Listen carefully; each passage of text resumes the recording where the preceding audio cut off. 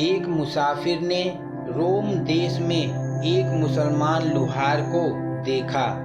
वह लोहे को तपाकर लाल करके उसे हाथ में पकड़कर वस्तुएं बना रहा था, फिर भी उसका हाथ जल नहीं रहा था।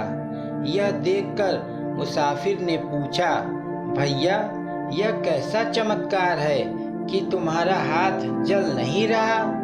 लोहार, इस नश्वर दुनिया में मैं एक स्त्री पर मोहित हो गया था और उसे पाने के लिए सालों तक कोशिश करता रहा, परंतु मुझे असफलता ही मिलती रही। एक दिन ऐसा हुआ कि जिस स्त्री पर मैं मोहित था, उसके पति पर कोई मुसीबत आ गई। उसने अपनी पत्नी से कहा, मुझे धन की अत्यधिक आवश्यकता है। यदि उसका बंदोबस्त न हो पाया तो मुझे मौत को गले लगाना पड़ेगा।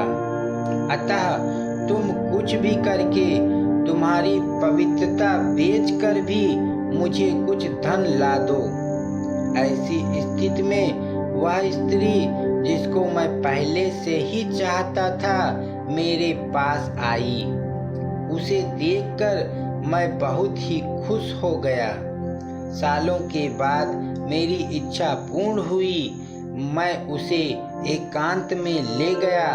मैंने उससे आने का कारण पूछा तो उसने सारी हकीकत बताई। उसने कहा, मेरे पति को धन की बहुत आवश्यकता है। अपनी इज्जत व सील को बेचकर भी मैं उन्हें कुछ धन ला देना चाहती हूँ। आप मेरी मदद करें तो आपकी बड़ी मेहरबानी। तब मैंने कहा, थोड़ा धन तो क्या, तुम जितना भी मांगोगी मैं देने को तैयार हूँ। मैं कामांध हो गया था। मकान के सारे खिड़की दरवाजे मैंने बंद किए।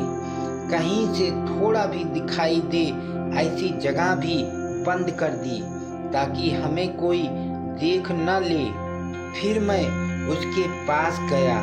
उसने कहा, रुको, आपने सारे खिड़की दरवाजे छेद व सुराख बंद किए हैं जिससे हमें कोई देख न सके, लेकिन मुझे विश्वास है कि कोई हमें अब भी देख रहा है।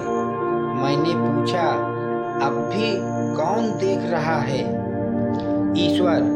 ईश्वर हमारे प्रत्येक कार्य को देख रहा है।